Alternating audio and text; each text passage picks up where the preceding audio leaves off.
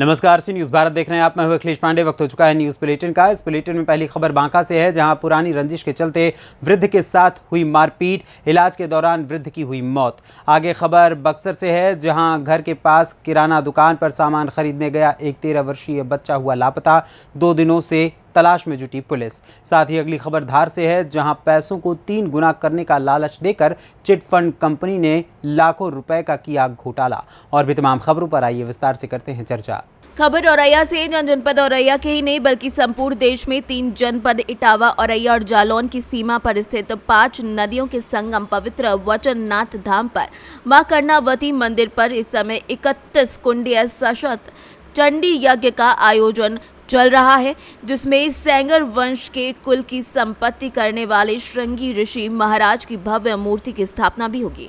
कहा जाता है कि इस स्थान पर दानी राजा कर्ण की कर्म स्थली, जो यमुना नदी तट पर स्थित पवित्र करण खेरा मंदिर पर, जहां पर एक समय पर राजा दानी कर्ण की राजधानी हुआ करती थी, जहां पर वो अपनी मां आराध्या कर्णावती को खुश कर सेवा मन से उनकी प्रार्थना करते थे। जब इसकी जानकारी उज्जैन नरेश वीर विक्रमादित्य को हुई तो उन्होंने भी मां कर्णावती से आशीर्वाद मांगा और उनसे वहां से चलने के लिए कहा, जिसके बाद आज भी महाकाल के पास विराजमान हरसिद्धि माता मंदिर के नाम से वो पूजी जाती हैं।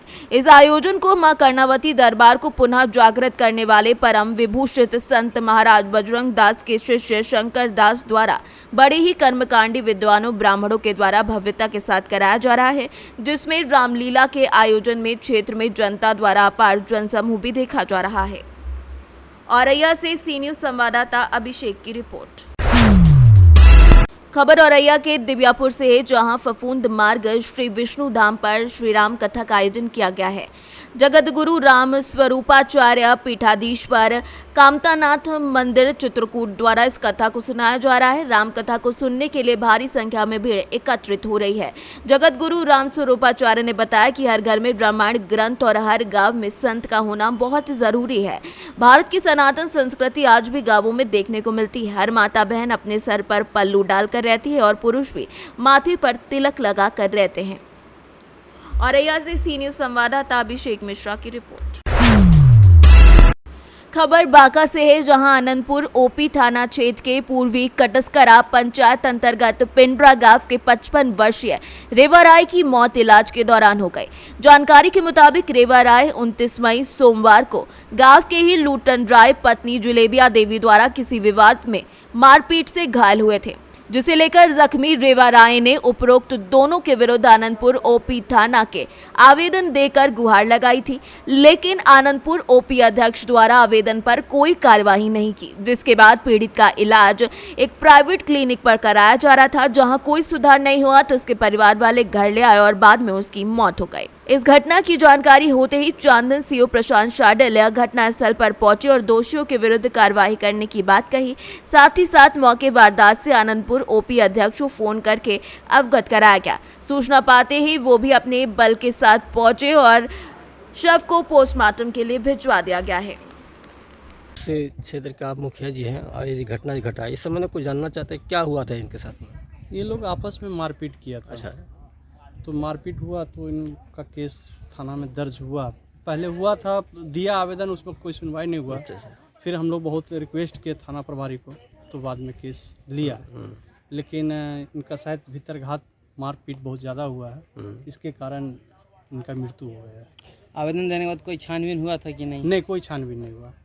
कोई प्रशासन इसको देखने तक नहीं आया। क्या लगता है प्रशासन के प्रति क्या कर? प्रशासन तो हम सोचते हैं कि ये है, आपका कहते हैं, लापरवाह है। लापरवाह के कारण? हाँ। क्या लगा अगर कुछ एक्शन लेते तो उनका इलाज भी अगर अच्छा जगह हो जाता तो बच सकता था। अगर प्रशासन इसमें तत्पर रहते तो हो सकता था। अभी घटना के संबंध में हम जानना चाहते हैं सर कि ये जो इनका जो होना था हो गया, अब इनके आश्रित जो है उनको आप किस तरह की सांत्वना देना चाह रहे हैं आप? जो सरकारी लाभ है इनको हर हालत में, और हम लोग से जो बनेगा इसको हेल्प करेंगे। आपका शुभ नाम? भैरव मरी, मुखिया प्रतिनिधि पूर्वी कर सकता हमें सीएम लिखवा लिया, हमारे केस कहने लेके को हम सीएम लिखवा लिया। सीएम लिखवाने के बाद भौसड़ी बस तो होशियार हो गया है, देखता है चप्पल चिड़ी मुंह भस कर देगा। बड़ा वो बोल, बड़ा उसको निकलिए हाँ भोसड़ी यहाँ। यानी बड़ा बाबू and आप अब बोलने गए थे क्या, आवेदन देने गए थे? हाँ बड़ा आवेदन तो हमारा बदल नहीं कहे था, मैं जो को बने देवे करके सब हम की रे चलिए वहाँ लगी। तो आपको इस तरह से बात कौन बोले हैं? के इस तरह जो गाली गलौज करने वाले कौन बात किए थे आपसे? बड़ा वो बड़ा कहाँ? बराबर भैरवगंज में। हाँ। आपका क्या नाम हुआ? हमली देवी ये जो मृत आदमी है इनका आपका कौन लगता है? आप देवर। आपका देवर है वो? हाँ आप क्या हैं? आप भी गए थे साथ में? हाँ पति से चिंतवा देवी जी। बांका से सी न्यूज संवाददाता सरोज कुमार की रिपोर्ट। खबर बक्सर से है, जहां घर के पास किराना दुकान पर सामान खरीदने गया 13 वर्षीय बच्चा कहीं गुम हो गया। 2 दिन से ज्यादा समय बीत जाने के बावजूद अब तक उसका पता नहीं चला है। ऐसे में परिवारजनों के आवेदन के आलोक में पुलिस बच्चे की तलाश कर रही है। घटना की जानकारी देते हुए थाना अध्यक्ष दिनेश कुमार मालाकार ने बताया कि धोबी घाट निवासी अमित सिंह का 13 वर्षीय पुत्र प्रतीक सिंह मंगलवार की सुबह घर से सामान खरीदने के लिए बाहर निकला था, जिसके बाद घर वापस नहीं लौटा। बाद में परिवार वालों ने थाने में आवेदन दिया, जिसके आधार पर पुलिस जांच कर रही है। सीसीटीवी फुटेज भी खंगाले जा रहे हैं, जिसमें बच्चा वीर कुंवर सिंह कॉलोनी की तरफ जाता दिखाई दे रहा है। बच्चे ने लाल टी शर्ट पहन रखी थी। बक्सर से सी न्यूज संवाददाता वरुण की रिपोर्ट। खबर धार से है, जहां पुलिस ने एक चिट फंड कंपनी का भांडाफोड़ किया है। ये कंपनी लोगों को धनराशि का 3 गुना वापस लौटाने का लालच देती थी। मामला है धार थाना कोतवाली का, जिसमें फरियादी अखिलेश चौधरी की शिकायत पर धार शहर के मारुतिपुरा स्थित SM चिट फंड कंपनी में काम करने वाले आरोपी के खिलाफ प्रकरण दर्ज किया है। इन आरोपियों में एक महिला, 5 लोग महाराष्ट्र के निवासी हैं। एक आरोपी धार शहर का भी रहने वाला है। बताया जा रहा है कि चिट फंड कंपनी कई महीनों से 3 गुना धनराशि वापस लौटाकर लोगों को चकमा दे रही थी। इस बारे में शहर कोतवाली दीपक सिंह चौहान ने क्या कुछ बताया, ये आपको सुनाते हैं। सर एक मामला आया था चिट फंड कंपनी का, जिसमें कई शिकायत लोगों ने की थी। क्या उस प्रकरण में क्या हुआ शिकायत आवेदन? फरियादी अखिलेश चौधरी पिता रामेश्वर चौधरी निवासी धार ने आके थाने पर सूचना दी थी, लिखित सूचना, कि उसके साथ SM ट्रेड कंपनी के संचालकों के द्वारा तिगुना पैसा करने का लालच देकर धोखाधड़ी की गई। उक्त फरियादी के आवेदन पत्र पर आरोपीगण रितेश पंचाल, भारती पंचाल, हर्षिक कुमार पंचाल, विशाल शाह, शुभम तिवारी, पंकज सोलंकी और अन्य उनके जो साथीगण हैं, उनके विरुद्ध धारा अपराध की धारा 420, 406, 409, 34 भादवी, मध्य प्रदेश के निक्षेपकों के हितों का संरक्षण अधिनियम की धारा 6 के तहत अपराध पंजीबद्ध कर विवेचना में लिया गया है और उक्त सभी आरोपियों के विरुद्ध कठोरतम कार्रवाई थाना कोतवाली के द्वारा की जाएगी। कितने राशि की 420 की FIR दर्ज हुई? अभी उक्त फरियादी के अतिरिक्त 3 फरियादी और हमारे पास आए हैं, जिन्होंने बताया कि हमारे साथ भी फ्रॉड किया जाएगा। तो उनकी अगर तीनों की राशि और इनकी राशि को मिला दिया जाए तो लगभग 60 करोड़। धार से सी न्यूज संवाददाता प्रकाश जोशी की रिपोर्ट। खबर बाराबंकी से, जहां भारतीय किसान यूनियन टिकैत की मासिक बैठक जनपद बाराबंकी की पुरानी तहसील हैदरगढ़ शिव मंदिर पर संपन्न हुई।